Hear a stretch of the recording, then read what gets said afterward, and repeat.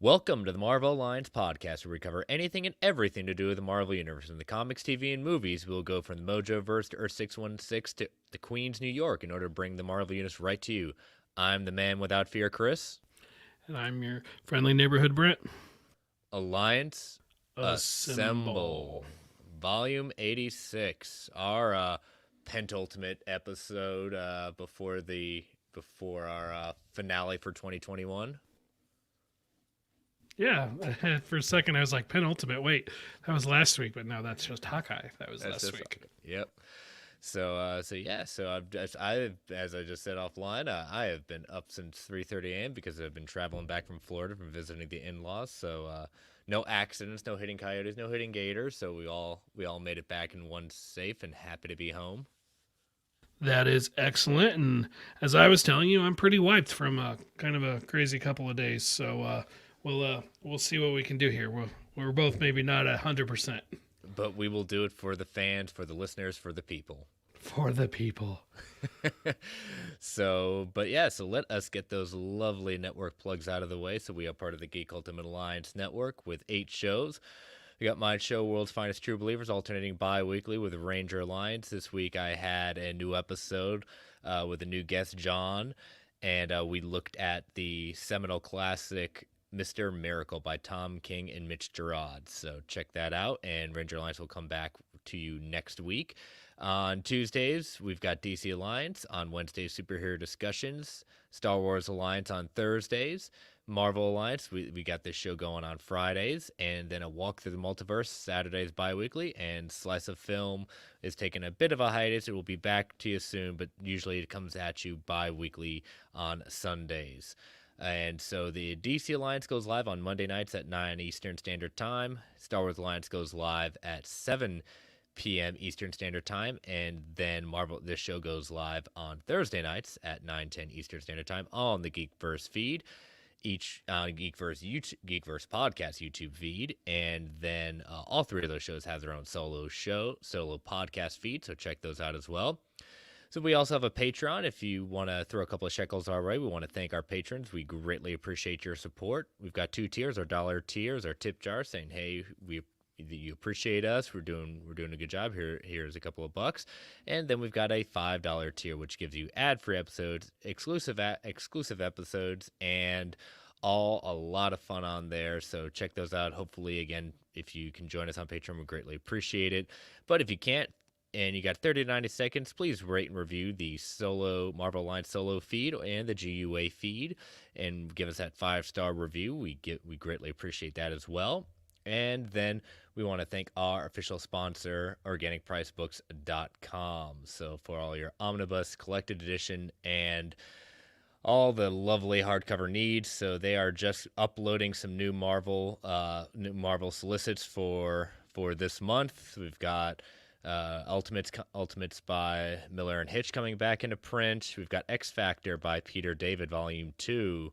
We've got a new solicit of Avengers versus X-Men by that huge event that we got going on, and then Extreme X-Men by Chris Claremont. So check that out and use that code MarvelGUA at checkout for $2 off every single order. We want to thank OrganicPriceBooks.com for being our official sponsor. All right, well, we've got a big thank you for our review crew who joined us for our No Way Home. That would be Travis Snell, Travis Hines, Clay, and Joe for Yes. a great and amazing review episode. But also we want to thank listeners new and old. It was the most downloaded episode, not only for Marvel Alliance, but also for the entire Geek Ultimate Alliance network. We surpassed and then some our first place review episode for DC Alliance, which was Zack Snyder's Justice League review back in March. So we very humbled by that. Yes. And Thank you. just thank you so much. And for those listeners, new and old, for our new listeners, I hope you enjoyed that. Stick with us. We've got some fun Marvel content coming at you in 2022. So, but yeah, we're very, very humbled by that. But we also want to give a warning right up front. Uh, from here on out, we're not going to be censoring ourselves with No Way Home spoilers. We're not going to like purposely go out of our way, but we're all also, if it comes up in the natural progression of our conversation with what we're talking about from here on out.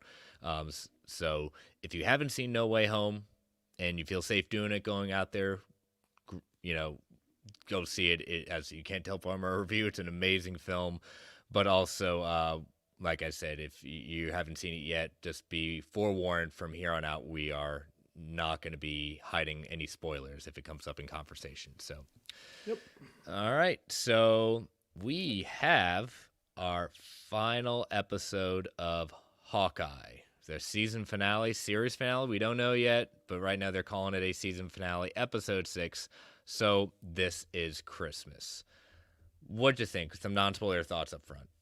Overall, I was really happy. It felt like they brought the main storylines to a close. I've heard some criticism that I think is fair of, and this is kind of true of the other finales as well of the live action shows, or really of all of them, where everything just seemed to kind of go really, really fast to come to a close. I think that's fair. But overall, they definitely closed some stuff out. They set some stuff up. They've teased some stuff.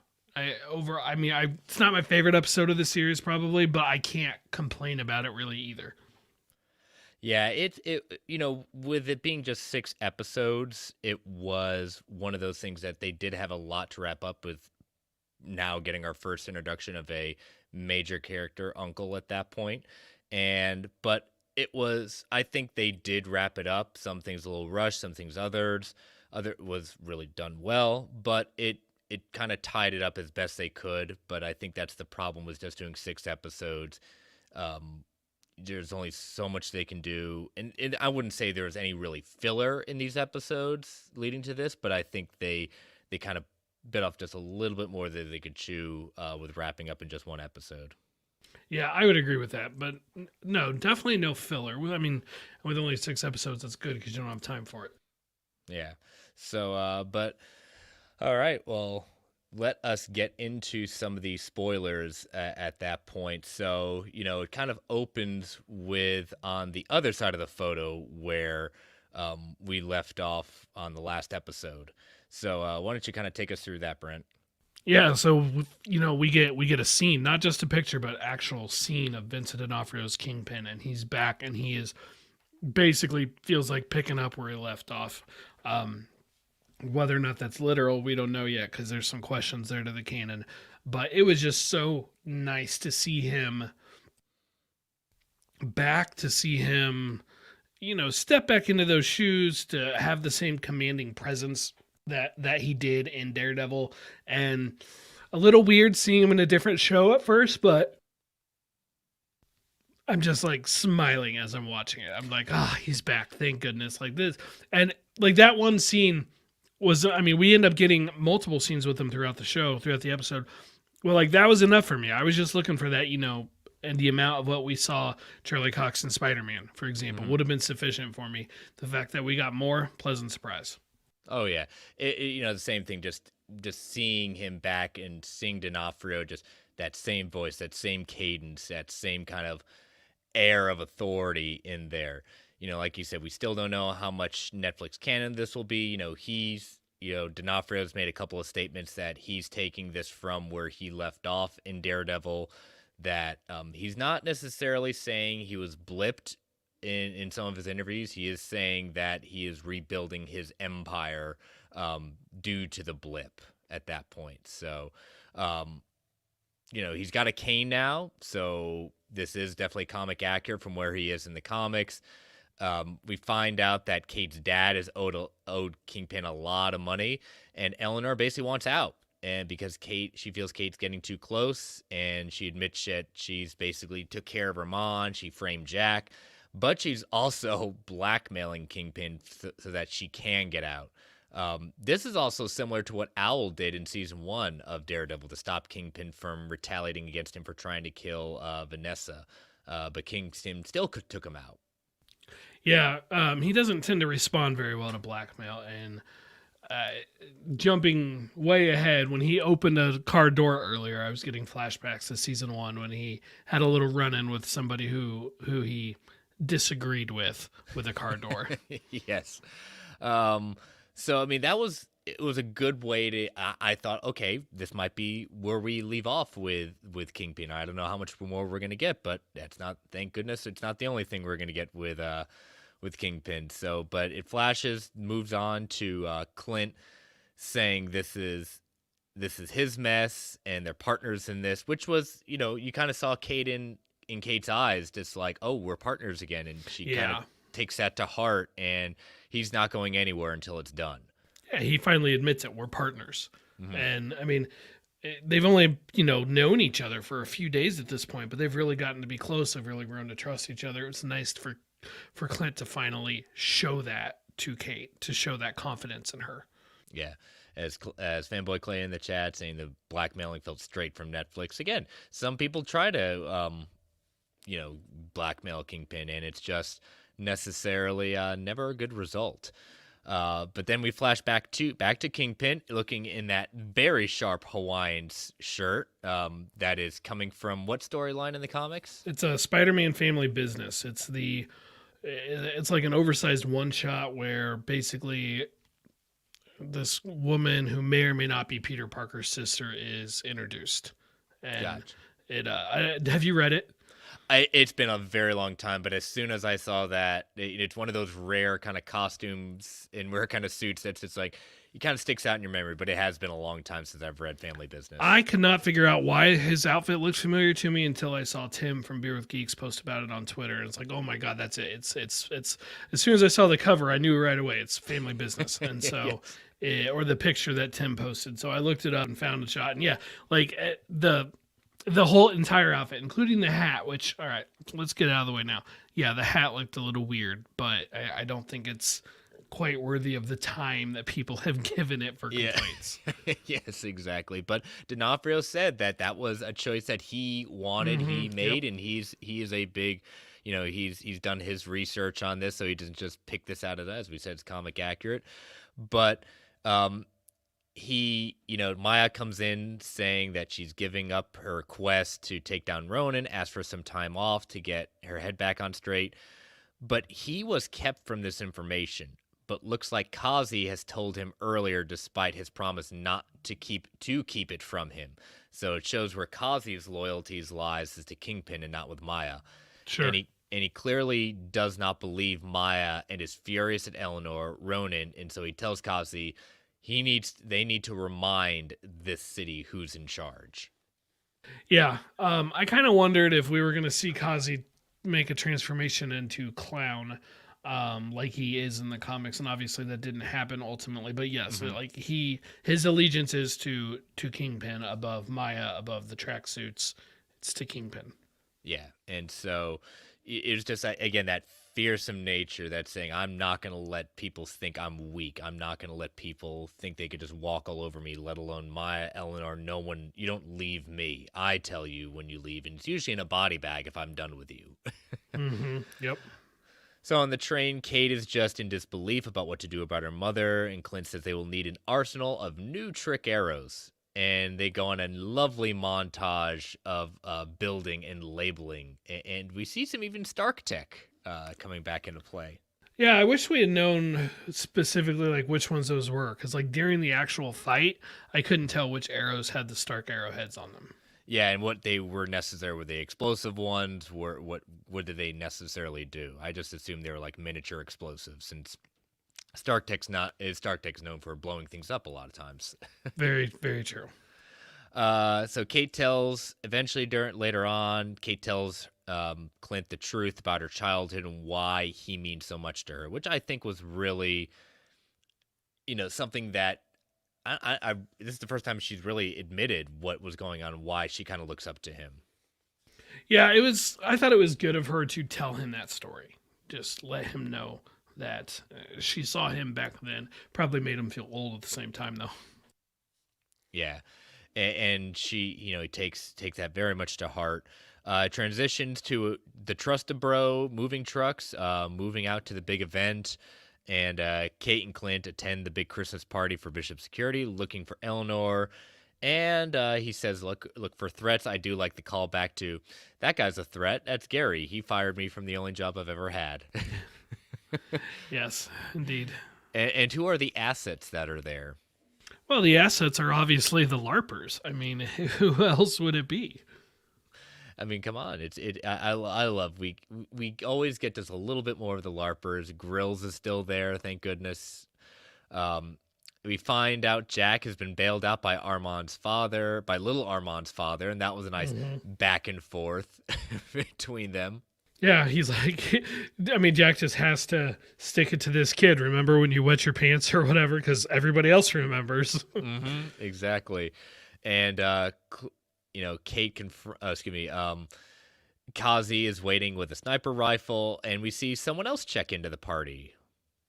Yeah, Yelena makes her presence known, or at least known to the viewers. So she is there. And clearly, this is all going to come to a head with the tracksuits and company going after our duo Hawkeyes, and then Yelena, of course, targeting Clint. Clint notices Kazi's sniper scope, and then dodges that. It helps save the LARPer, one of the LARPers, and then the whole attack begins. As the kind of chaos ensues, actually going back, Kate actually confronts her mom about what's going on. Even before that, and that was a obviously necessary scene, and I don't think Kate's buying her mom's excuse of just saying, father's dead, I was left in a tough situation, I'm trying to get out. She's definitely not buying it, because at one point when Eleanor says don't go out there, it's dangerous, Kate says something like, well, it's dangerous because that's how you made it, like you're the one responsible. Exactly. So she's definitely, I mean, still her mom, she still loves her. She tells her as much later, but she's not putting up with her nonsense anymore. Oh, yeah. Kate and Yelena have some great exchange in the elevator as Kate tries to stop her from getting there. Yelena actually tears her dress, Kate's dress, to reveal her Hawkeye outfit, or her new costume. Her new one, yep. And then Kate pushes all the buttons just because, I love the two of them together. I love it. It's a great back and forth. Yelena descends down, especially when they go back and forth saying, why are you keep trying to make me like you? Yeah, and like when Yelena was complimenting her Kate on her fight moves and stuff. And she's like, oh yeah, I got a good kick on you. That was good form. But then you did the throwing thing. That was so cool. And it's like, they're just so good together. Like, these actresses are just so good together. It will be a criminal act if we do not get another project really with more of these two together. Oh, definitely. I think that's a very big conclusion that we're going to be seeing that. So Yelena eventually escapes, goes down the building. Kate goes down the building, not so graceful. Not so much. Not so much. Yelena tries to take out Clint, not successful during that time. The tracksuits show up, and I love how she steps on the keyboard, kind of like in Big. And interestingly enough, it says like FAO Schwartz there, but FAO Schwartz is out of business at times. Well, but not in the Marvel Cinematic Universe. It's not. Unless someone's bought them, and someone can correct me on that one. And she starts fighting him. I especially love the tracksuit guy that thanks Kate for the advice she gave him in episode 3. Yes, so they traded in their Imagine Dragons tickets for some Maroon 5 tickets, and they had a good time. But why the gun? Why the gun? I mean, he's still a tracksuit. She's still the hero. Yep. And then who shows up to help save the day? Jack. And showing that he's a really good guy, and he's quite good with that sword. Gave himself a little pep talk. He's like, this is your moment. And he just goes to town on these tracksuit guys. Man, you're really comfortable doing this. I really hope we see him again. He's a very charming individual. The actor is great with the part. If we don't see him, okay, but I kind of just like to see kind of like a little bit more in whatever way we can. I would not be at all. I wouldn't be disappointed at all if we see him again. I feel like he's one of those characters that they could just kind of be done with, but because there's really by the end of the episode, there's really no connection between him and Eleanor. as far as we know, right? True. And Yeah. I so, mean, I think their marriage is probably kaput, or at least their upcoming nuptials. nuptials. Yeah. There we go. Are over. S-Bub's in the chat saying, "I loved how they were like a million tracksuits. They were like a video game minion spawning all over out of you." And yeah, I mean, they're definitely the pawns of Kingpin's Oh, for army. sure. They just didn't stop. It's like, where were you guys all for the last week of, the story time? And I guess they were all just traveling to New York because, man, there was just so many. I mean, there was so many. It was effectively like, the Avengers fighting all the Ultron robots or fighting all of the Chitauri or whatever. Like, it was just a massive, it might as well have been mindless minions. Exactly. Inside the building, we get, Clint and Kazi facing each other down, and Clint takes him down pretty well. And then it's chased by the tracksuits, and he literally brings the roof down to the floor on top of them to escape. Clint jumps out the window, and he ends up being stuck in the tree, which is probably one of the best looking Rockefeller trees I have seen in years. And it's been, because I think the recent years they have not been able, in my opinion, gotten very good trees. This one, imagine what CG can do to make that look real. But yeah, it was pretty funny when he gets stuck in the tree. Oh, I was laughing. Yes, and just the owl looking at him, I thought that was funny too. Yeah, and Brock agrees with me. He said, "I'll take more of Jack. He looked like he was having fun out there in the role." Yes, absolutely. Clint is, stuck in that tree. The LARPers mount up and begin to take on the tracksuits. I was wondering if it sounded like they were doing a modified Avengers theme with the soundtrack when the LARPers suited up. I would have to go back and re-listen to that specifically. I do remember for a brief second I was like, why? What makes these four people qualified to be like trying crowd control? But then I remembered, wait, they're all like first responders. Yep. So they are, all jokes aside, like they are trained for high stress traumatic events and to help people. So actually it's like, because the one woman was a police officer and the others were firefighters, if I remember right. Yeah, Grills is a firefighter. And so it's like, they're all first responders. They're trained for this. So actually, it kind of makes a lot of sense that Clint would use them in this manner. Oh, yeah. And so they're out there kind of taking care of business outside. Lost my train of thought there. Well, then let's comment on how the people would not listen to them when they were in like their waiters and waitresses clothes. But then they put on the LARPing outfits. So now people listen to them because they just think they're random superheroes. Yep, exactly. So we flash to Maya packing up her place, leaving to Wood for seeing confronting Kazi and possibly Kingpin. Kate takes down the tree with an acid arrow that brings Clint down. That was cool. Cool. Timber. Yep, exactly. Clint takes off his shirt to show he's wearing his new costume, very similar to the Matt Fraction run. Kate gets very excited. Rockefeller Slender scene, the whole fight scene is pretty epic. From all the different trick arrows, from the electromagnet one disarming them, the ice one freezing them, the darts and tranquilizer. But I think the one that kind of was that stole the show was the Pym arrow. Oh my gosh, so funny. They're a total reverse of what we got in episode 3 with the car chase. And she shoots this truck and it just minimizes and shrinks. And then the owl takes him. And all right, yes, there's a conversation to be had about the life status of these people in this truck. But I'm pretty sure they're dead. I was cracking up, I won't lie. I was just like, I'm glad Hawkeye's not one of those characters who like doesn't have a no-kill rule or anything like that. We usually watched it with closed captioning on, and we just finished. Aaron hadn't seen the episode yet, so we just watched it before coming on.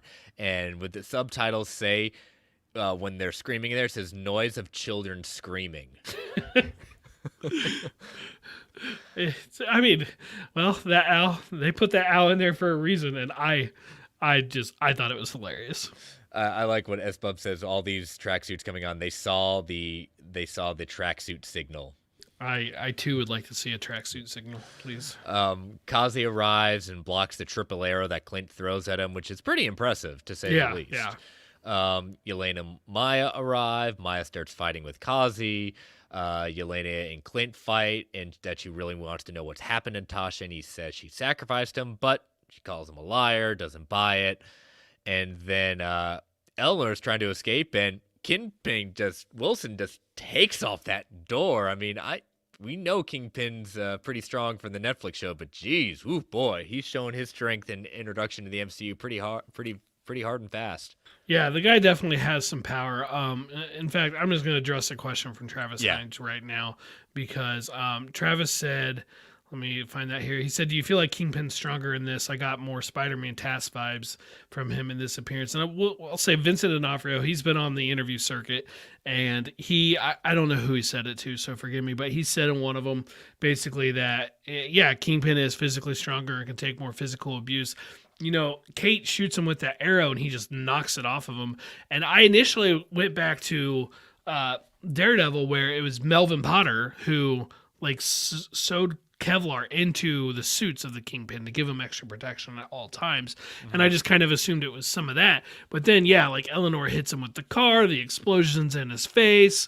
You know, like he definitely can take a beating. And I'm not saying he's a meta or anything like that, but they've I think have made him just physically stronger than what he was there. And that's okay because, I mean, canon or not with Netflix, my hunch is probably not, though I think they're keeping the spirit of the character the same. It was cool to see. It was cool to see Kingpin who could take some abuse and dish it out at the same time. And, you know, give Kate credit. She held her own. I mean, you got to give her credit because, I mean, we saw Daredevil, we saw Bullseye both struggle with this guy, and Kate took him down. Mm-hmm. You know, as Bub's saying, and I think Brent, I've definitely seen this rumor that Daredevil is supposedly getting powered up as well to match Kingpin. Hey, sure, we'll go with it. Where'd that rumor come from? I have not seen it. That has come from. Give me 1 second, and we put it in our chat. I'm googling it now, trying to find it. It was somebody put it in the chat. Well, then I missed it. Yeah. Give me 1 second as I scroll up. This is coming from at My Time to Shine, Cinematic Spot. Put it out there, but the source is My Time to Shine. She's been breaking a lot of scoops and rumors lately, and she put it out. All right, I'll look that up. Thank you, and thank you, S Bubs. I saw you just put that in the chat as well. And so yeah, and we, you know, you talked about the armor, and then wait, so should we point out that this means Kingpin and presumably Daredevil have leveled up, taking a page out of the Flash's book? They've leveled up. They've leveled up. Had to get that in there. And so at one point, Eleanor is somehow takes the car, revs it up to a point of stand to hit Kingpin with the car. And he's able to get up again, you know, proving his strength. Yeah, proving his strength. And, I mean, you know, Kevlar in the suit or not, you would not expect him to be stand up walking from that. But he does, and adrenaline, and, you know, it's a wonderful thing, I guess. And Here we go. Maya and Kazi continue to fight, and Maya ends up stabbing him with one of the arrows.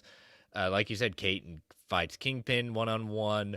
Continues that fight. Yelena and Clint continue to fight, and just about when she's about to kill him, he uses the whistle that Natasha and her used as kids that we heard in Black Widow, and it makes her realize that he's telling the truth. He tells her she talked about her all the time, meaning to Yelena, about their escape as they showed in Black Widow, and as we expected, they come to an amends at that point. Yelena doesn't kill him.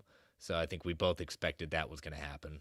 Yeah, he was able ultimately to prove that, no, like he really did love Natasha. He did not kill her. And I mean, he says the thing that I thought from a joking perspective might convince her. He tried to stop her. She was just better than he was. And she believes it and just says, well, you should have fought harder. And I thought at that point, I thought Clint was going to say, you're right, or something like that.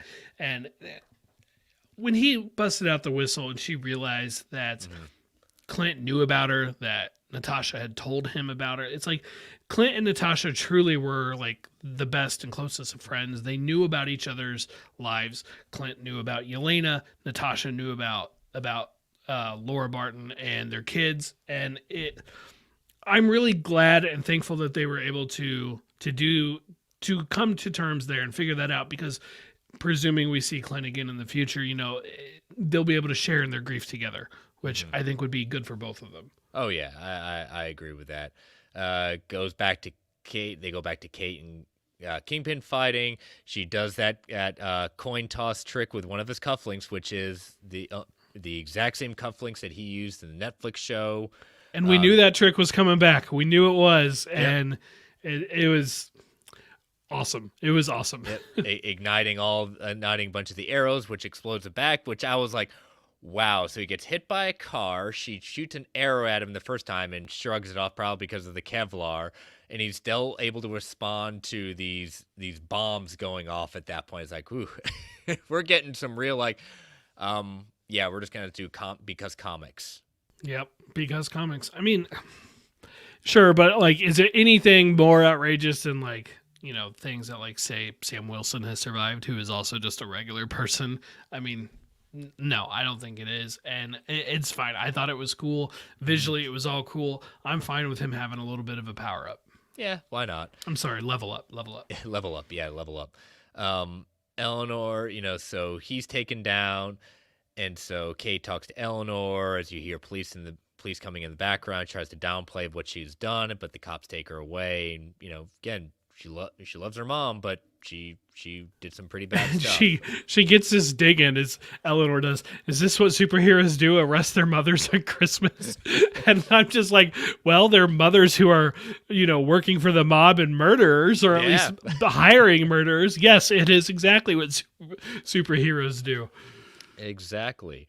And so Kingpin is nowhere to be found, is later confronted by Maya, who, you know, he's trying to reason with her at that point, and we pan off. We don't see it happen, but we hear a gunshot go off. It's off screen. We don't see a body. I think I'm going to be confident in the fact that we both are saying this is not the last we see of Wilson Fisk. I mean, all right. Unless you're being a deliberate troll, or this is literally the first television show you have ever watched in your life, everybody knows when you see the gun pointed and it's at the person and they cut off screen, the gun did not actually hit the target. It did not hit. It's a misdirect. They might as well put a flashing sign that says misdirect. This is not. No, it's ridiculous. And the fact that people are hung up on this, oh my God, they introduced him and killed him in the same episode. No, they didn't. Give me a break. That's just looking for something to whine about.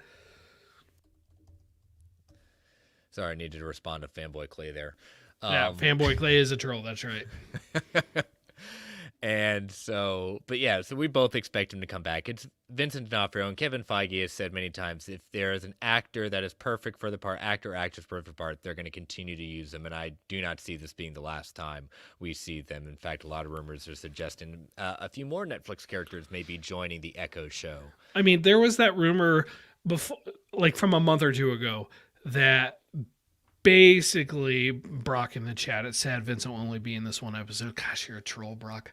There was these rumors about basically saying that some people might end up looking at Echo as like a backdoor Daredevil season 4. Like Daredevil's going to be a part of it. Kingpin's going to be a part of it, right? Mm-hmm. I don't even necessarily want that because it's Echo show. I don't want her to be overshadowed, though I feel like Marvel has proven they can do these kind of things without overshadowing your leads. Yelena, for example, was fantastic, but I don't think she overshadowed Clint and Kate. Look at what they just did in Spider-Man No Way Home, where you had so many awesome people, but Tom Holland was definitely not overshadowed. So they could definitely bring these other characters in and make them a part of the show and bring them to, kind of get some of that comics canon in. I know they sort of merged the Echo storyline with Daredevil and Hawkeye and everything, but the book, as Bubs, Kingpin made a deal with Mephisto to survive that off-screen gunshot. Hashtag Mephisto confirmed. Mephisto confirmed. We're going to see him again. It is probably in Echo. That is probably the next time we see him, I would suspect. I do think we're going to see Charlie Cox pop up in She-Hulk. The show about superhero lawyers, having superhero lawyer come in, it makes way too much sense. Like, it would be so weird. And they've talked about that show having cameos, presumably like, defendants or whatever that She-Hulk is working for. It would be shocking to me. I don't know if we're going to see Daredevil in it. I could see us seeing Matt Murdock again in She-Hulk, but not actually seeing Daredevil until Echo. But I'm sorry, if Kingpin is not dead, there is no chance. Yeah, it'll be very interesting. But before we wrap up our discussion and get into some questions from listener questions with Hawkeye, we're going to take our first ad break. So, listeners, these ads help keep the lights on at the Geek Ultimate Alliance Network. We don't get to choose what ads come on, and they can be a bit loud. So, I'm going to give you that 3 count to turn that volume down before they come on. 3, 2, 1. We'll be right back. All right. So, before questions. We still got more to talk about. Okay. I was like, don't jump to them yet. Yeah, don't jump to those yet. So, we've already dealt with, the whole Kingpin issue at that point. So, Clint hanging back on the ambulance with Kate, congratulating her on taking him down, and, Kate Clint says, we got to walk the dog, and then it flashes to Christmas Day. Clint is arriving at his house, keeping his promise, and he's bringing along 2 strays, Lucky and Kate, to meet the family. And, I was getting to the end of the episode, I suddenly realized, what about that watch? And we get a payoff for the watch. Well, what did we find out? We do. So there's a Shield logo on the back of the watch. Actually, let me comment real quick. They named Lucky finally. Like, they full on gave Lucky the name. So Lucky the pizza dog has his name. So the watch, there's a Shield logo on the back of it, and underneath it is a 19, as in Agent 19th. 19 just reminds you Sharon Carter was Agent 13, for example. Agent 19 in the comics is Bobby Morse, a.k.a. Mockingbird, a.k.a. Clint Barton's wife.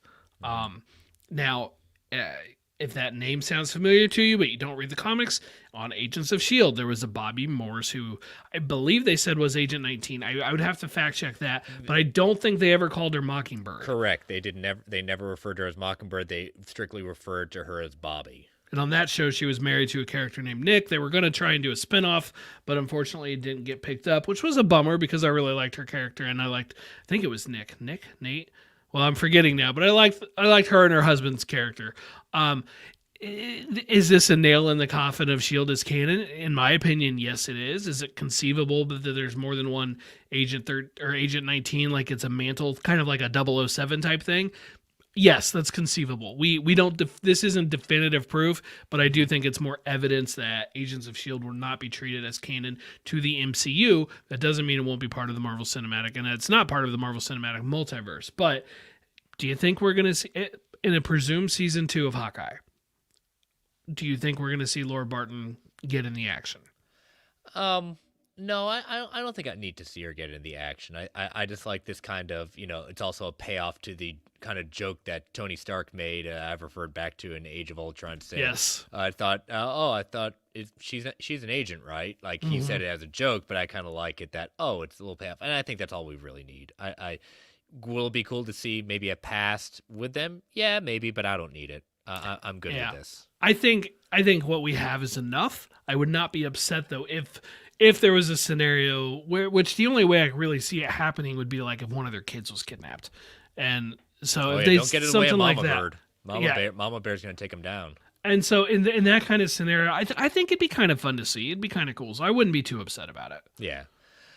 So then Clint and Kate burn the Ronin suit, and she jokes about her new names, and he's eventually, with all the names are terrible, he says he thinks of a better one, and it goes to the title screen of Hawkeye. And we get a post-credit scene, but not probably a post-credit scene that many of us were expecting. It's not hinting towards anything. It's basically the full opening act of the Rogers musical from the first episode. Now, according to Cosmic Circus, their sources said there was an end credit scene where Clint sent Kingpin the Ronin sword along with a warning to stay away from Kate and his family. But that was cut, apparently. Yeah, okay. So those kind of scenes, like, I think those work best where it's like the person was presumed dead or whatever, and then they're revealed to be alive, when it's a situation where we might actually believe the person is dead, i.e. Daredevil Season 3 and Bullseye, where what happened to his character and being the last season of that show, we could have presumed he was dead, but then they do cut and you do get a quick flash of, he is alive, and they're operating on him, presumably giving him I think in the comics it's an adamantium skeleton or adamantium spine, but I don't feel like would that have been a good credit scene? Absolutely. But I don't think it was needed. Now, I will tell you, I thought it was hilarious that we got the Saves the City performance. Yeah. I since the first episode and like listening to the song, because they put the song on Apple Music like within a couple days. Oh, they did? Oh yeah. I've listened to it several times. And the lyrics are hilarious. And I've said, like, since then, I've been like, I think that they need to just put this on Disney Plus as a special, as a short, whatever. It admittedly is something I might have struggled with a year or two ago, but my wife has very, very slowly given me just the teensiest appreciation for musical theater. It's not a genre of entertainment or a type of entertainment I'm typically drawn to, but there's been a few things here like Hamilton or the Book of Mormon, which is absolutely hysterical. It's super inappropriate, but it's super hysterical. Don't take your kids to the Book of Mormon. But there's been a couple things. I saw Dear Evan Hansen. I didn't see the movie. I heard it was terrible, but the play I saw was pretty good. Tick, Tick, Boom with Andrew Garfield on Netflix is fantastic, and it's definitely like musical theater adjacent, even though it's not technically a play. It's given me more of an appreciation for that. So I thought the scene in episode 1 was hilarious. I thought this was hilarious. Would I have liked a second credit scene that was more traditional? Let's tease something about. Sure, I would have. But for me personally, I didn't need it. What I really wanted to see, my biggest disappointment was I wanted a season 2 card like what Loki got. That's really what I wanted. So that's my own disappointment. But maybe season 2 is going to be Hawkeye and Black Widow, the next generation. Yeah, maybe at that point. But I did like, they did, get some Broadway pedigree. The main person singing at that point is Adam Pascal. One of his biggest roles is playing in Rent as one of the leads in Rent. So my wife called out. I said, "You should know who that is." She said, "Oh yeah, that's Adam Pascal from Rent." My wife asked me if I wanted to watch Rent after watching this. I was like, "Yeah, that's not one that really connected with me, so I'm good. You can watch it on your own." But she clocked him as being in it too. I just think it's funny, and I don't know. It's weird. Like, so many people, I know, like the Geek First guys were upset about it, and I've seen so many TikToks today and over the last couple days about it, and I'm like, well, not S-Bubs. S-Bubs thought it was the best credit scene yet. Yeah, something tells me he's exaggerating just a bit on that. But just maybe. Even if he's not, you know what? It's different. It's funny. It's just a happy holidays thing. They wanted to give us a gift, and we didn't get to see the whole scene. Now, would we have taken this, like you said, like as they did kind of jokingly with releasing the Zemo cut of the dance scene? Yeah, they could have been something like that, but, And I might even have said, like, if they had asked me ahead of time, like, do you think we should do it as a credit scene or should we just release it Zemo cut style? I probably would have said Zemo cut style, in all honesty. Like, yes, of course. I would prefer a more traditional credit scene like what we got with the end of Falcon and Winter Soldier when Sharon Carter gets pardoned. But I don't think this is that big of a deal. I think we have had far dumber credit scenes in the MCU. For me, the ant playing the drums comes to mind. Which I believe was in the trailers of Ant-Man and the Wasp, if I remember right. So I think you're right. I do distinctly kind of remember that being featured. So like that for me, like that's kind of like. And then there was a couple of the Guardians ones in Guardians 2 I wasn't a big fan of, but it's like that stupid ant one for me is like that's the bar. Like you're gonna have to go below that to get me to really be upset about it. Yeah, and this did not go to that bar a level that was fun. Could they say, again, people have pointed, they should have something that could hint. They could have filmed something. Yeah, they could have. But if that is true, based on the information that another scene was shot and cut and things like that, maybe they just, at that point, just said, you know what? They haven't even, I don't even think they even started filming or done anything with Echo in the sense. No, they haven't. I mean, it'd be in the earliest stages of development. So maybe they just want to give it some time if they were going to use they didn't want to tie the hands of the Echo show to anything that was in Hawkeye per se. Now, I will say, I found this kind of funny. She was joking, but it was funny. My wife was less amused by it than I was, even though she loves musical theater. Like, that's her jam. She goes to those things with her parents and stuff all the time. But for whatever reason, this one didn't connect with her. I don't know why. It's an amazing song. But she did jokingly say at the end, well, that's it. They're like, that's it. Marvel has no plan. They don't know what they're doing. And I'm like, of course, they have no plan. Thanks. You've reached troll status. but no, it was funny. And you know what? I will watch it every time I watch that episode of Hawkeye. Yeah. I will watch it every single time. I've only seen this episode twice. I want to get one more in the next few days, because that's effectively what I've done all season long. And yeah, I will watch it again because the show is not over till you see the end of that song. That's true, and we know there's probably going to be an Assembled coming within the next few weeks. I'm my only disappointment about that is they haven't announced it yet. You know, I like those first couple, WandaVision and Falcon. They were the following week, and they haven't announced anything like that. Like, I'm like, hey, we know it's coming. I want some Vincent D'Onofrio stuff. I want some Florence Pugh stuff. It's like, tell me, please. Like, there's so much in this show that I want. I mean, I'm hoping this thing's an hour and a half long. It's like there's so much I want them to talk about. There's a lot to go over at that point. So, but we'll just have to see. And, you know, I mean, all in all, and I do have an updated with my MCU rankings because my Spider-Man ranking has changed since I finally got a second viewing of it. This show is probably, out of all the 4 live actions, and to say all Disney Plus, this is at the bottom of mine. Just because of where the other ones rank and what they did, I still like this show. I will probably rewatch it. I will go back to this show. I had a good time with it, but in comparison to the others, this is the last one. Yeah, and I am the total opposite. This would be my favorite of the Disney Plus shows. Wow. Okay. Yeah, a year ago I would have bet money it would be Falcon and Winter Soldier because that's still like my favorite. Like the Captain America group is still like my group. Like I love them so much, and somehow Loki topped them for me, and freaking Hawkeye topped them. And I've never had a problem with Hawkeye. I just never would have expected it to be. And I just loved it. It's like, you know what, Marvel, you have been underutilizing Clint Barton and Jeremy Renner. Like you have underutilized him, and I loved it. I loved the show. Like every single episode I thought was good, if not great. And when it was great, it was top tier stuff. So many, not even just like the action scenes. The car chase was definitely the standout for me. Mm-hmm. The rest of the action was good. No complaints about it. Not like Shang-Chi level by any means, but I don't have any problems with it either. Like nothing that I thought, oh, that was bad or whatever. But the character work in this show, be it Clint with Grills as LARPer or Yelena and Kate, like the character work I just thought was incredible. And so for me, yeah, it's definitely my number one of all the shows. I never would have expected that. And as of right now, I plan on probably watching this come every December. Hey, it is a Christmas show. Absolutely. So, but we did have a number of questions. We are open for questions again, as we promised.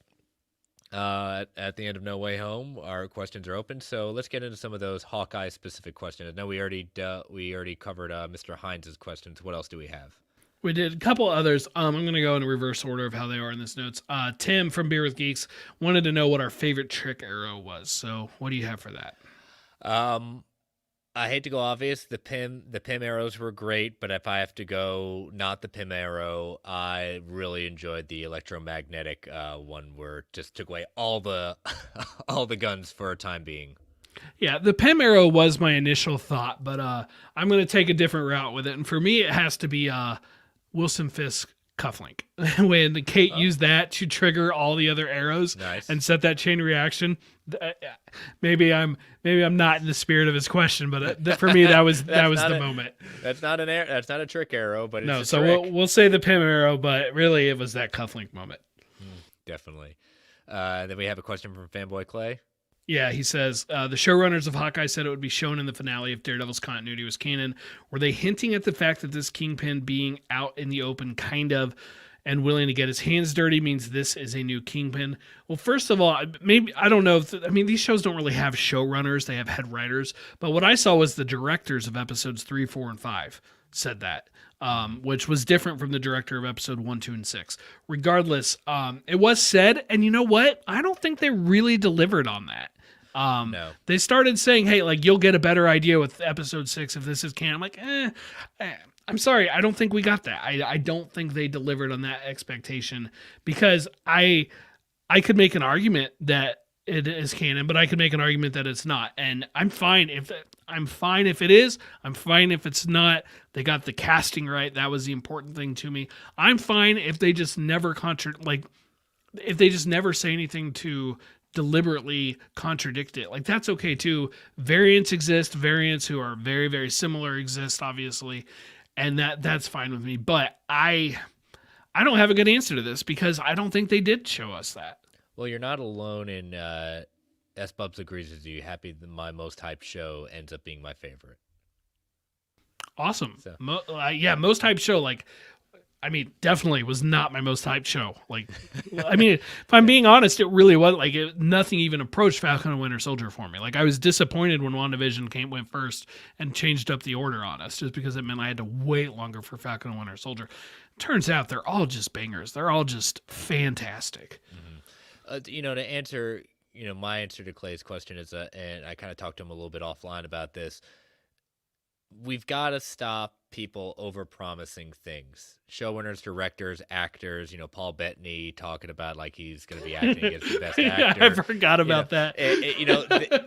I thought we learned our lessons when that happened at that point, making these overzealous promises. Because, again, you warned us many times, Brent, don't let your speculation become your expectation. So when they say things like this to the fans, yeah, Feige's been known occasionally to quote unquote troll a little bit, but even he's made amends saying, yeah, we've got to be careful with what we say and how we say it because it takes on a life of its own and then ends up backfiring in our face. So yeah, they need to kind of ease back on it and just let it organically come out and just take a page out of Feige's book and just say, well, we'll see, and give no answer because can't really get in trouble for giving no answer outside of frustration.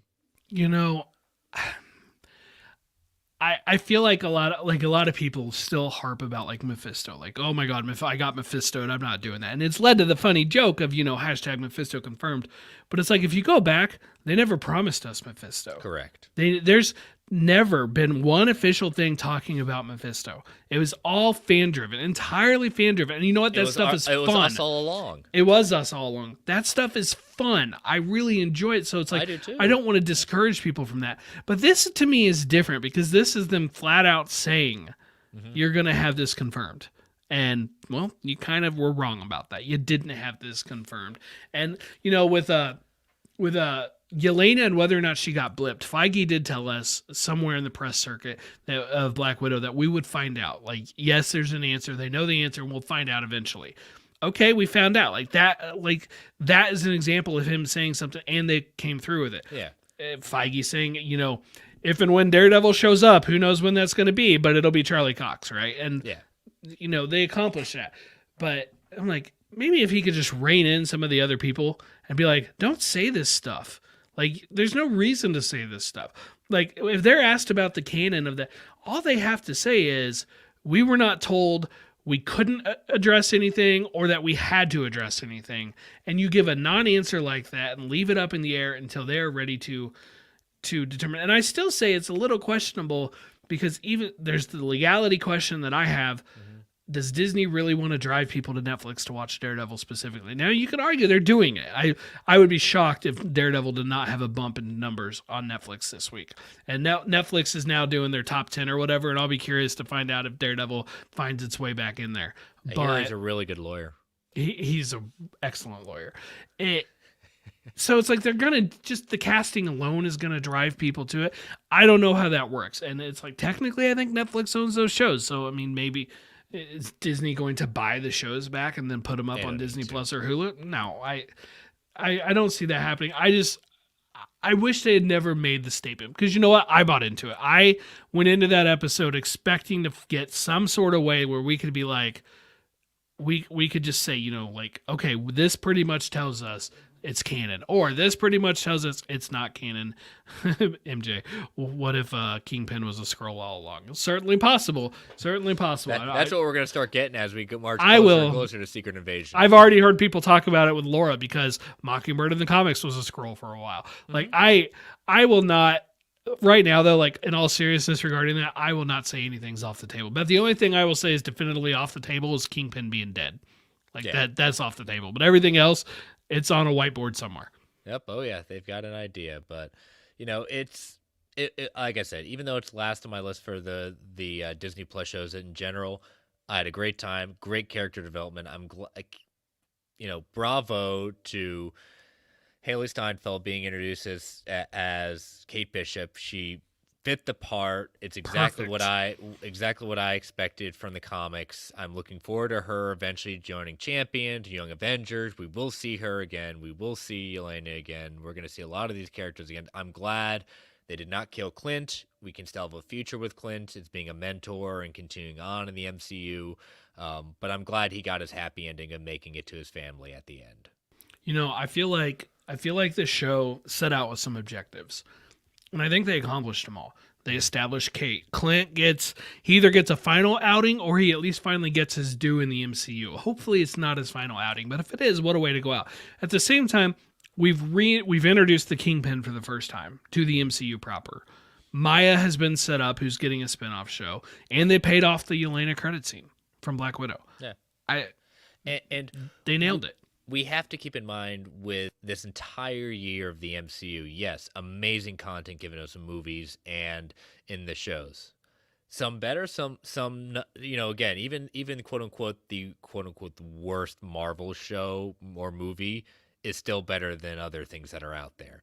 Absolutely. But the next year they don't have a we have a pandemic, but in the sense of like backing things up and moving they've already moved things around, but I don't think the shuffling around is going to be as drastic, and the changes are going to be as drastic as we saw this year in the sense of moving what shows came out when, things like that. There's multiple movies scheduled for next year. We've got Doctor Strange, Thor, and Black Panther all scheduled for next year.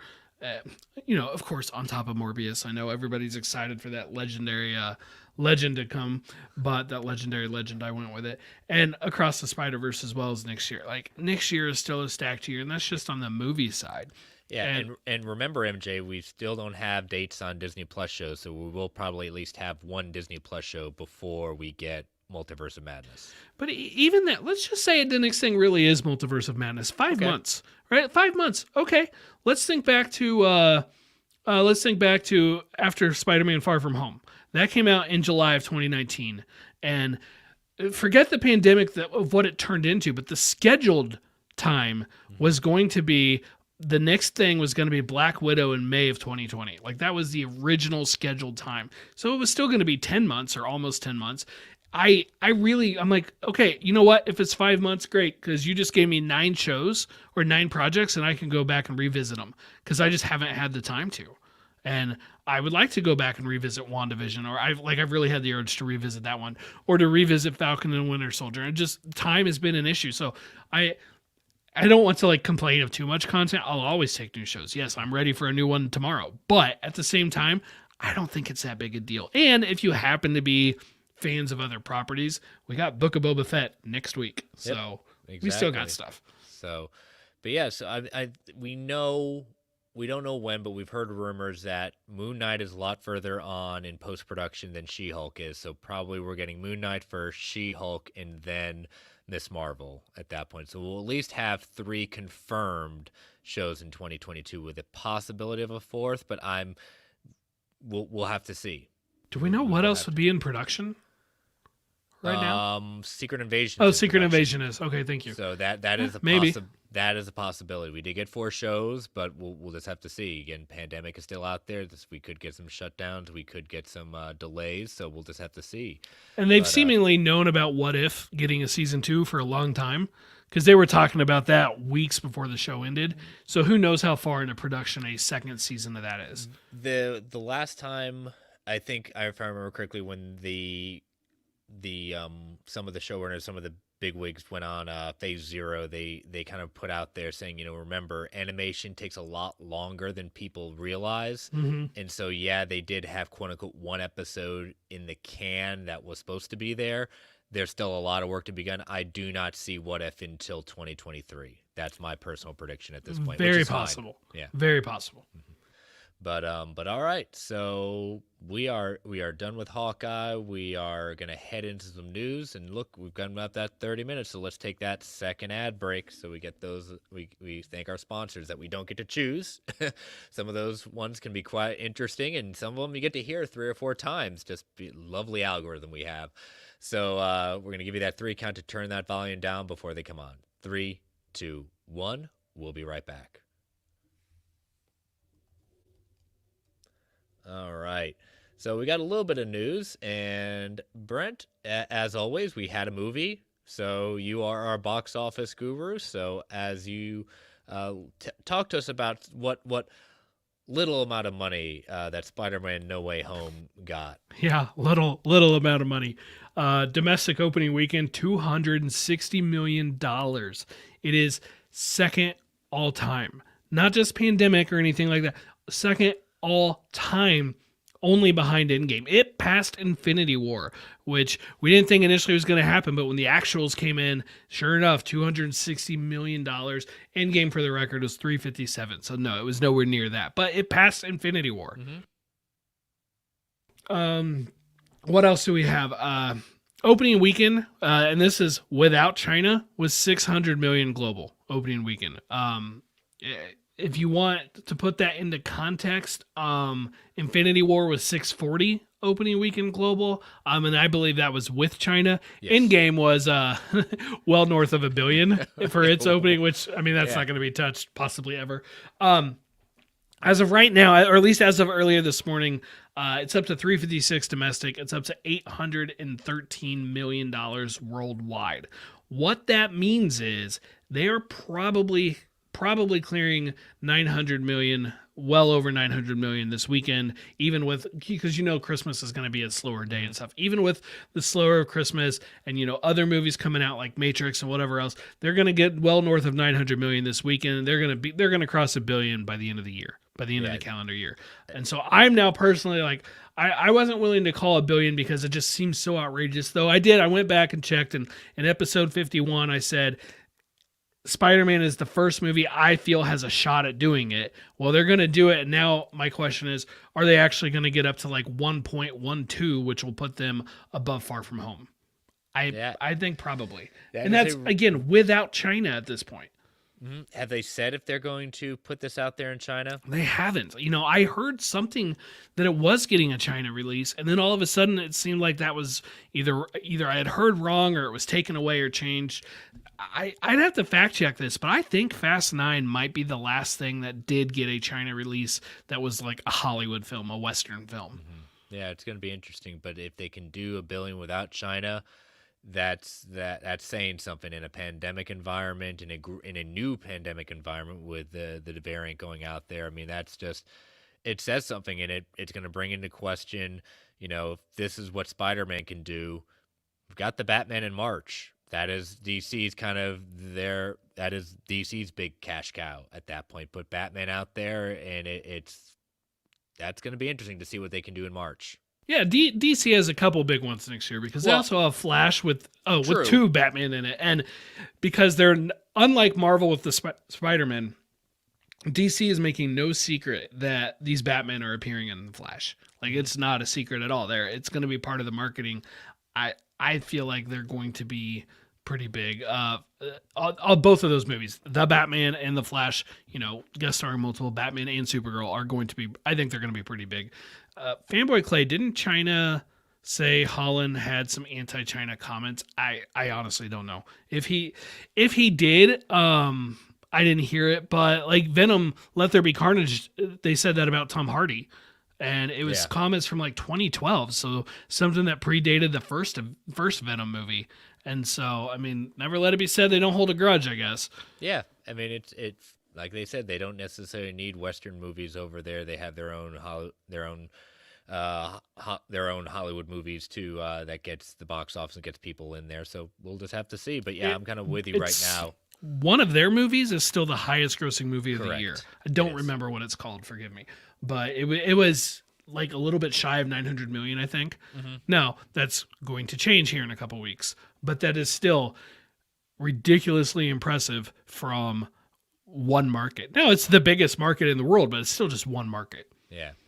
So next up, I wanted to update my ratings from our review. I was able to see No Way Home a couple of days ago with Aaron as our first movie together that we've seen since Endgame. Again, I love going to the movies as much. She's not, she'd rather have the option of streaming. So if you want to put all the movies on streaming, she'll be very content not ever stepping foot in a theater ever again.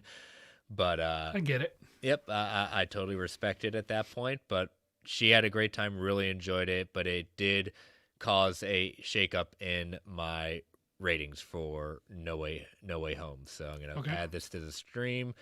Here is my new letterbox. So Captain America: The Winter Soldier is still number 1, Black Panther's number 2, and Spider-Man: No Way Home has unseated Endgame. It just, that second viewing really struck home to me as, again, Endgame it means a lot to me, just be in the sense of what they able to do, bringing all those movies into a conclusion for those first 3 phases. But man, No Way Home just really struck me really much harder in that this is something special at that point. So it is now my number 3 at that point. And if I scroll down, where I've put Hawkeye is right behind Guardians of the Galaxy. So that would be sitting at number 15 for me. There you go. There you go. I'm a believer that, get a couple viewings in before if you're going to rank them and stuff like that.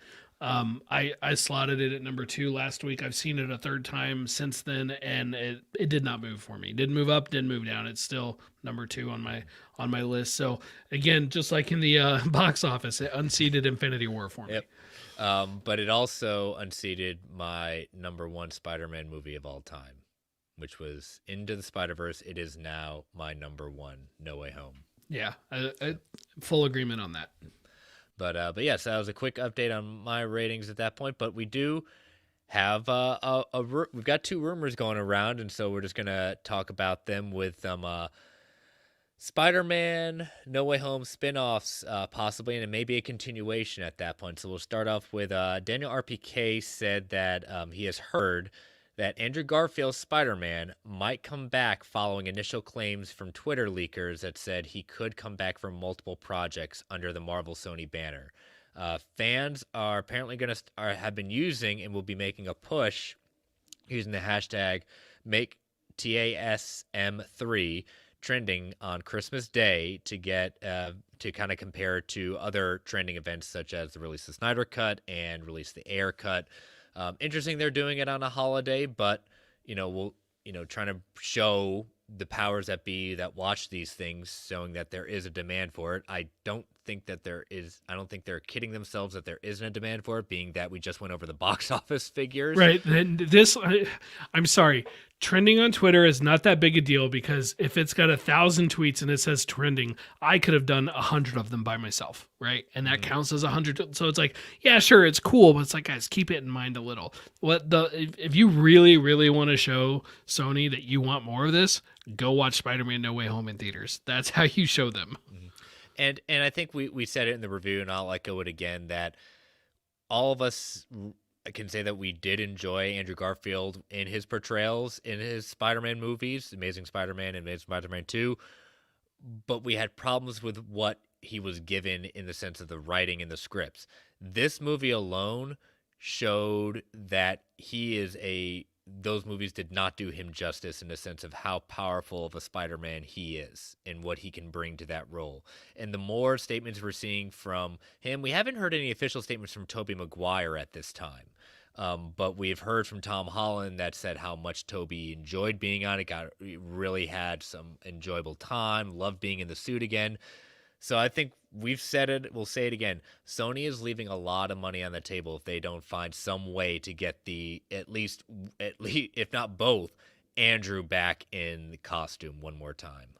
I've said for years, make them make the Venom universe and the Amazing Universe one and the same. Mm-hmm. Make those one and the same. Which I effectively would put Morbius in there too, I guess. For years I've said that, and I now it is nice to see that several other people obviously are coming to that same conclusion. He's a great Spider-Man. Let's call it what it is, and especially Amazing too. It's one of the weaker ones, but it's not because of him. It's not because of his performance. It's as Bubs, the Snyder Bros are backing the Amazing Spider-Man 3 hashtag, so it might trend. Yeah. The Snyder fandom has long enjoyed that movie, has long like gotten behind Amazing. So I'm not terribly surprised to see that. But ultimately, I think something will happen. I think something will happen, and I think the audience can handle it. I think they can handle a Spider-Man with Tom Holland in the MCU at the same time an Andrew Garfield one. My question is this. It says under the Marvel Sony banner, which would be presumably that in association with Marvel that you see before the Venom movies, for example. Part of me wonders, would they do this with Marvel Studios? Like, would it be at that level? Like, would it get the Marvel Studios intro? Which would be pretty cool if that happened. Yeah, and you said it yourself over and over again on our review on your Fans Without Borders. It's this movie does not happen without both of these studios working together. Yeah, no, for the first time ever, I am happy. People will say, duh, of course it wouldn't, but we're just saying like them working together so well to make this movie. I'm saying we are better off because Marvel and Disney did not buy Spider-Man back. Right? Like I've talked about the business reasons why it doesn't actually make a lot of financial sense to do it and why Spider-Man's movie rights are worth way more to Sony than they are to Disney. But it just never made a lot of sense from a purely dollars and cents standpoint. And for the first time ever, I'm glad for that because I mean, I don't see how this movie could ever truly be topped as a Spider-Man movie. Will there be other great ones? Absolutely there will be. But I just this is I mean, even if we get another movie and the whole thing is a 2.5 hour team up among all three Peters, and it won't be the first time. Like we will have already seen it. Yeah. And the last part of this rumor mill, Charles Murphy writes that the No Way Home version of Electro has apparently resonated with audiences from whatever metrics they're using, and that has led Sony to exercise a clause in Jamie Foxx's contract tied to the box office returns of No Way Home. This is not a guarantee green light of a project, but looks like, according to him, that Sony is interested in exploring a spin-off with Jamie Foxx as Electro. What that exactly means, as he says, is this a solo project? Is this using Jamie Foxx's Electro again in a different project? We just don't know. Again, would I like to see him? Yes, he did great in this movie. You know, I would love to see all these characters back in some way, shape, or form. But, you know, right now it's too early to tell. I am definitely interested in seeing him again. I will admit I don't see the story for an Electro solo movie where he is the protagonist. Like I need sold on that part of it, but bringing Jamie Foxx back as this new version of Electro that he is, yes, I'm totally on board with that.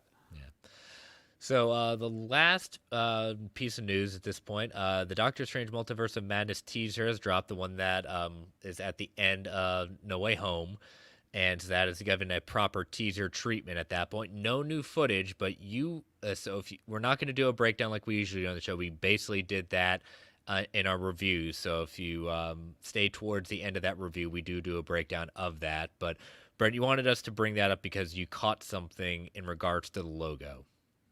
Yeah, I started seeing people talk about this going around. If you look, like they show the Marvel Studios logo, but it's not just the current Marvel Studios logo that we are seeing, you know, in front of all the other projects that have come out this year. It's like multiple flashes of different versions of the logo from the past over it, including ones from like Fantastic Four and the X-Men. And so you put in our notes, is this more than just an homage? After seeing Spider-Man No Way Home, I will be a little surprised if we don't see something from the Fox era cameo in this movie. I'm not expecting a 40-minute, you know, Hugh Jackman puts the claws back on and he's in a significant portion. I'm not expecting that. Yeah. It may not even be Hugh Jackman. Maybe it would be. That'd be awesome. Maybe it'll be Chris Evans as the Human Torch. You know, there were those rumors of him coming back a while ago. I just feel like something will be like the Fox time. I think will be acknowledged, and it feels like Marvel is honoring the Marvel Studios is honoring the Marvel projects that came before it. They just did it with Spider-Man. I think they're going to do it again. Yeah, and you know, I'll give a shout out to the hashtag show. they've been saying for a while, and they're not the only ones saying it, but I know it goes by the the Twitter handle Professor Hulk. At that point, he does AMAs during the weekend, so someone asked him, what have you heard about the cameos, from this, and he said we've covered it before. The amount of cameos from previous Marvel quote unquote legacy canon is going to be crazy. The amount of it, and I've said it before in a Fact or Fiction, we're at least going to get at least one major cameo that they will find some way to keep under wraps that will just blow everyone's mind. I tend to agree. They've kept so much of that movie under wraps. Like there's been next to nothing from set photo wise, for example. It did come out that they just did reshoots again, or they just did a few more reshoots, and allegedly that was to add a couple cameos. I'm still on this Tobey Maguire possibility. I won't let that one go till the movie comes out and proves me wrong. But regardless, yeah, I think we're going to see something. Yeah, it's going to be good. S. Bub said if we get anyone from the 2005 F4 movie, I'll be happy. Yeah, again, I'll take whatever cameos, even though some of the ones we've covered on this show actually interesting enough from some of these scoopers about I don't want to go into them because again, it's go back in our episodes at that point. But it's going to be funny. In that teaser itself, it didn't go into a lot. I still don't know. I have an idea of what it is, but I mean, it did a good job as a teaser. We see some characters in play. We have an idea just based off No Way Home. That's a good teaser. We'll probably get my guess is the next trailer probably won't come out until February or March. Yeah, I would agree with that. And yeah, I can't really tell you the storyline I feel. And that's a good thing. I don't necessarily want to at this point. Yeah.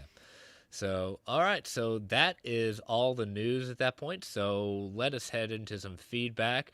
We did have some more listener questions not related to Hawkeye. So let's deal with first one. Travis Hines said that, what do you think about the separate main co-running Spider-Mans at once? Tom's Spidey focuses on the MCU, that big universe with other Marvel heroes and villains. Meanwhile, Andrew comes back as the Sony Spidey. He deals with the Venomverse, Morbius, Kraven, introduces Miles. You left out Toby there, but I see what you're getting at. What do you think about that? Yeah, we kind of touched on that a little bit ago. I'm in favor of it overall.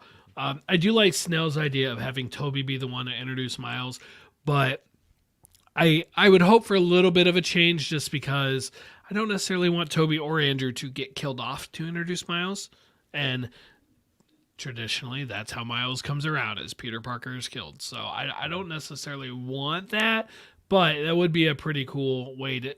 I mean, that would be cool. That would be cooler for Miles' introduction than a no-name Peter Parker who was only Peter Parker for the first time for that movie. So, but yes, by all means... bring them all back. Give me a live-action Spider-Man movie every year with a different Peter Parker. I'm in. Yeah, if we can have multiple Batman, and I'm not necessarily a general audience will like it. We can have multiple Spider-Man and just have some fun. So, all in agreement on that. Next question we got is from Dookie. Feige lets you guys each choose one character to cameo in the Multiverse of Madness. Who do you all choose? I'll let you go, Brent. I think I will say Chris Evans is the Human Torch. I mean, really, I probably would prefer Hugh Jackman, but that feels like the obvious one. Chris Evans as the Human Torch, it'd just be fun. Well, if we're going fun, I'm going to go fun too. I want Nicolas Cage as Ghost Rider. I knew it. I knew you were going to say it. Let's get crazy. Let's have him peeing at that point and just have That's that right. there. Pee off the back of that trailer. I just want Ghost Rider in it, but, it's just bringing out everyone, because I've seen the memes of just like who isn't in Spider-Man No Way Home. I'd say like who isn't in Multiverse of Madness. That's going to be the more appropriate at that point. So hey, it'll be fun. And then our last question was a pretty kind of multi-tiered one. I know you added somewhere. Joe from Walk Through the Multiverse and Ranger Alliance says, what do you say the percentage is anymore that the credit scene or scenes actually hint towards things to come? He says, I say 60 to 7%. We had a fair amount of comedic end credits in phases 2 and 3. Yeah, he's right. I'm suddenly thinking of that Thor: The Dark World where it was just that monster running across the field. Yep. That's Ant-Man level, by the way, like the ant on the drums level. So this comes because we were talking in the GOA chat basically about how people were disappointed with the Hawkeye one because it didn't tease anything, and if you're only gonna do one, you should do the tease. Well, I went through and I think I got them all from this year from Phase 4, including the credit scenes from like episode 7 or 8, whatever it was, of WandaVision, where like White Vision is introduced, right? Like, so it's not the credit scene for the whole show, but it is a credit scene for the episode. And from what I could tell, every single one, with two possible exceptions, did tease the future. One of those exceptions being the Loki post credit. I don't even know if you counted that, which is why I almost didn't even put it on the list where they just announced season 2. Mm-hmm. But Loki did have one where the variant Lokis were first revealed, with all the other Lokis, and that was a credit scene. The other one is Hawkeye that saves the city. Everything else I feel like is kind of moving things forward. I even feel that way about the Venom one, just to be clear. Like the Venom / Spider-Man credit scene, little mini story that Tom Hardy had. I even feel like that's teasing something. Every single one is. So again, it's like I don't care. You know, for a while I'd have to go back to fact check this, but it felt like we would get one funny one and one teasing one. And for a while that's how it felt, like all the movies, even though I don't know definitively if that's accurate. It's been a while since we've had one that, I mean, Shang-Chi had one that was funny, but in the same one, they very much were teasing the future, like in the same scene. To me, like one out of, I don't know, the 12 or whatever credit scenes we have, okay, that's fine. Yeah, it's I'm okay with not everything hinting towards it. It do I like it? But it's just one of those things that I enjoy the Marvel shows and movies not because of the end credits. I enjoy it. It's the icing on the cake. You know, there's this, let's call it criticism, the people who don't like the MCU levy against the MCU fans of, you don't care about the movie you just watched, you only care about what happens after the credits. And normally I would push very strongly back on that. The last couple days regarding Hawkeye, it has felt like that. It's like we're just going to ignore this awesome show and only get mad because we didn't like the joke at the end of the credits. We didn't find out what was coming to the future. I said, well, if you watch the Disney Plus Day, just watch the Twitter feed on that, we kind of have an idea of where we're going, necessarily in the sense of what's next. So yeah. But anyway, so thank you all for those questions at that point. In fact, Joe, your question inspired our post credits discussion. So stay tuned for that. It is my turn this week for Fact or Fiction, and we will be posting these Fact or Fictions out there to get poll results. So I know Yep. some people are very excited about having to vote on those. So, all right, Brent, here is my first one. We will see more of the live-action Spider-Verse characters in the MCU beyond Tobey or Andrew. So you mean the villains? I just mean any Spider-Verse, not just the villains, just like anything involved with the Spider-Verse in live action. Oh, so that could mean Mary Jane or Gwen or Spider-Pig. Spider-Ham. Spider-Ham. Yes, fact. I will say fact. Okay. Yep, I'm a fact too, just because the possibilities are endless with that. Next one, and I know this is low-hanging fruit, but since we've got some confirmations, we will see a team-up of Daredevil and Spider-Man in the next Spider-Man trilogy.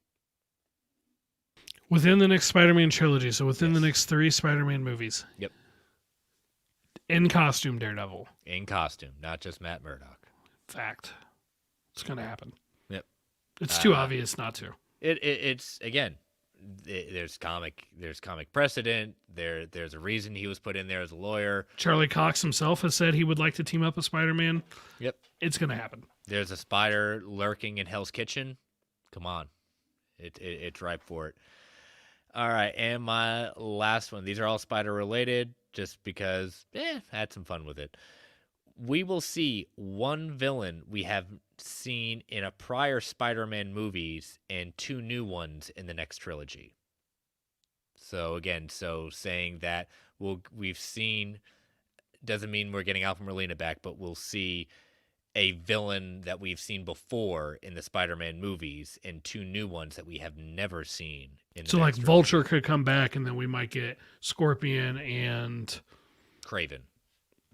I was gonna say the Chameleon, but sure. Yeah. Yes, fact. I think that'll happen.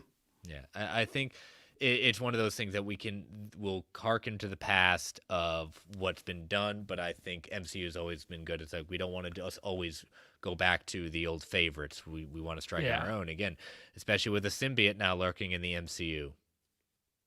You know, we may not have an Osborn, but we may have Osborn-like people. Anyone can be in that Green Goblin costume. That's right. Make it happen. All right, so I will post those on Sunday afternoon, and you can get ready to vote for those. So let us head into Hawkeye issue 17 and 18 with Comic Book Club. One thing, you and I have got some homework to do that we've got to start. We haven't done it in a little bit, and Hawkeye has taken a little bit of time. I was thinking about that earlier today, actually. We're gonna, our next one, even though we pulled a fast one, technically this one should have been a fan vote, but we pulled a fast one on it. We promised the fans get to vote, listeners get to vote on our next Comic Book Club. So Brent and I have some homework over the next week to kind of theme it and the choices that will be voted on for our next Comic Book Club. So we've got 2 more weeks of Hawkeye, but next week we will announce the choices that we're going to let you vote on. Yes. So, all right. So Hawkeye issue 17 and 18, issue 17. Interesting. We'll say, yeah, probably slightly humorous, but definitely not my favorite issue, probably of the whole run. I'm not gonna lie. I didn't like it. I didn't like it. I actually at one point felt like the Marvel Unlimited file messed up. I was like, what in the world is going on? I don't remember this one, but I'm like, man, I did not like it. I won't lie. Yeah, for those of you that are either not reading along at that point, the issue basically, if you remember way back a number of issues ago, that at the end of one issue, one of his tenants comes in because their TV's not working to watch one of this cartoon, and so they decide to go all the way back, and Clint is falling asleep to the as the kids are watching this cartoon, and ends up having one of those, his own reality invading the show itself, because it's kind of like Lucky the dog is basically him in this show. Yeah, it kind of felt like when I'm, just hanging out with my son, he wants to watch some TV, and we turn some random kid show from Netflix on, and I start to doze off because I'm bored out of my mind. Yeah, so definitely, probably, I would think probably my least favorite one of the entire run, and probably I don't think anything's going to stand up to that. But I get it; they were having some fun, but yeah, it's not necessary. I would never put this as, hey, actually, you can skip this issue. But the next one was rather interesting and probably our most graphic issue in the sense of what Kate's having to deal with and investigate for this one. Yeah, this next one was a breath of fresh air after the last one. I'm still kind of like, when do I get to pick up with what happened to Clint at the last time we saw him? Mm-hmm. But this was still a good one, I thought, overall. Yeah, we've seen this guy that she keeps on running into the convenience store, and we get a little more of his backstory as like, kind of a writer / a little bit of an investigator. And he's kind of stumbled upon this kind of, that basically he can't leave, and he's being attacked whenever he tries to leave, because he's kind of discovered some some really shady stuff going down, people getting killed, body parts being cut up and used. It's some pretty intense stuff. Yeah, it definitely was a little like, there's a sense of dread at the end when they tell Kate, it's like, you can't leave now. It's like, oh no, that's not good at all. And we're pretty much kind of confirming Madame Mask is kind of behind this. Kate's kind of running around trying to help him out. Unfortunately, he ends up getting killed. One of her arrows is stuck to him on the Hollywood sign, and they are trying to frame this on Hawkeye, and the people she's been with, once she's helped out, that were trying to find the flowers for their wedding, their house gets burned to the ground, and she realizes, the more costs of being a hero, is that people around him sometimes pay the price. But she's knows that they're coming after Clint, and she's got to head back to New York to try to warn him and put an end to what's going on. Yeah. At this point, I'm like, okay, well, now I want to know what's going to happen next with Kate and what's going to happen next with Clint. Mm-hmm. I don't see how the next issue can achieve both of these goals unless they bring them back together. I guess we will find out. Yep, we will find out. So next week, issues 19 and 20, as we said, we will give you the choices for the fan vote. And by the following week, when we end our exploration of Hawkeye by Matt Fraction, we will see where we're heading next. So stay tuned for that. And all right, volume 86 in the books. So again, want to thank our sponsor, organicpricebooks.com, for all your omnibus needs and hardcover needs. Use that code MarvelGUA at checkout for $2 off every single order. Make sure you use that code. Let them know that you are a listener to our show. Brent, tell them how they can follow you and plug your show. Sure, Brentac Prime on Twitter, on TikTok. Fans Without Borders is my other regular show, but I want to plug Beer with Geeks. I was on their latest episode talking about Spider-Man No Way Home. So check out Beer with Geeks. It's a great show. And make sure you get those unpopular opinions, because your next fans episode is the infamous unpopular opinions episode. It is. I got a couple emails I need to put in the note as we speak. And but yes, so you can follow me on Twitter at Chris Balga. Again, my other show, World's Finest True Believers, at Finest Believers. You can follow this show on Twitter at Marvel A Podcast. You can email the show at marvelalliancepodcast@gmail.com. You can follow the Geek Ultimate Alliance Network on Twitter at GUA Pod Network. Feel free to tweet, email if you want to provide feedback, ask questions, fact or fictions, put those out there. Continue to rate and review Marvel Alliance solo feed and the GUA main feed on Apple Podcasts, whichever platform of choice may be, including apparently, I guess, Spotify. Now you can also rate and review the show. So appreciate all our ratings and reviewers over there. Thank you all for joining us in the chat. To those of you that are celebrating Christmas, this is coming out on Friday, so Merry Christmas Eve. To those of you that don't celebrate Christmas, happy holidays for whatever you celebrate. Stay safe out there, everyone. And as Stan the Man would say, Excelsior, true believers. All right, Brent, as we said, this post-credits discussion is inspired by kind of Joe's question. And you came up with it. What was the one what are we going to talk about right now? I thought, there has been so many credit scenes in 2021 for Phase 4. Maybe it'd be fun to, say what our top 3 are. Yep. So I will start off with a runner-up because I couldn't necessarily make a decision, but I'm pretty firm on my top 3, but I didn't want to not call this out. Even you might at that point, but my runner-up is Zeeling taking over the 10 Rings and making sure that it is continuing on, not being disbanded. So that is my runner-up. Sure. I sort of have a runner-up. I combo one for my third spot / runner-up. So I'm going to put them together. It would be the 1-2 punch of the Venom credit scene and the Spider-Man No Way Home credit scene with Tom Hardy. Because even though Tom Hardy himself has jumped back to the Venomverse, he left a piece of symbiote behind.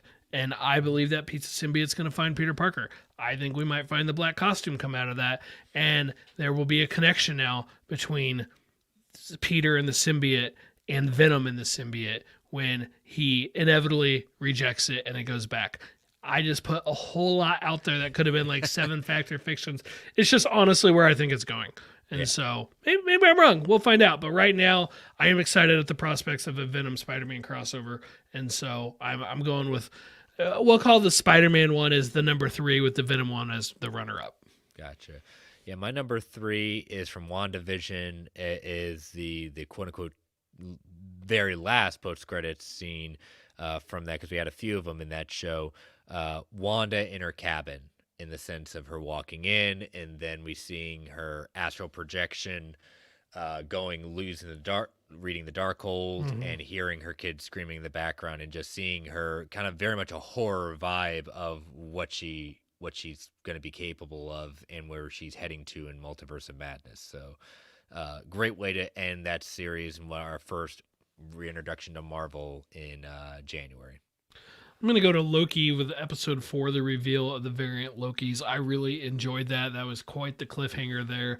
Just looking up and seeing, the classic Loki or alligator Loki or kid Loki or boastful Loki, I believe was the other one. And it led to a really fun episode. So that's going to be my number 2.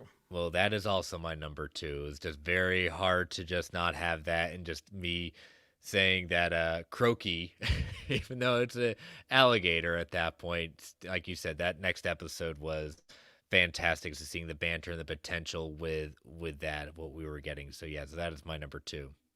So of course that means Saves the City is number 1, right? No, it's not really number 1. I wanted to put it on the list just to troll, but no, it's not. Shang-Chi steps into a larger universe is what how I wrote it down. Where Wong recruits him. He meets Carol. He meets Bruce. Bruce is not hulked out for some reason, and then they go and cap it off with a little karaoke. I do think that is the absolute pinnacle of the credit scenes for Phase 4. Yeah, I do have to agree with you, because that is also my number 1. I think I had a hunch that we might. Yeah, and I think it's just because it has the most of what is setting up the next phases are. I've said during our review at that point, it is signaling out. I'll say it again. Galactus is coming, and this is our signal out to Galactus. It very much even more harkens to that because of what the Eternals do at that point. The one who keeps them in check in the Marvel Universe is Galactus. So I think that this is how we bring back the Eternals. This is how we introduce Galactus. The signal's going out for him that he is coming. He is looming.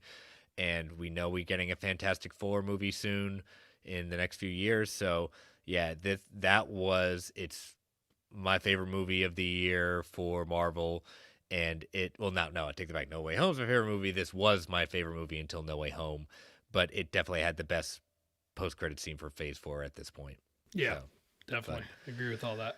But all right, yeah, we would love to hear your opinion, what your favorite post-credits were. Even if it Saves the City, again, it's your favorite. It's a fun one at that point. But look forward to hearing that. And again, happy holidays, everyone. We'll catch you next week. Bye-bye.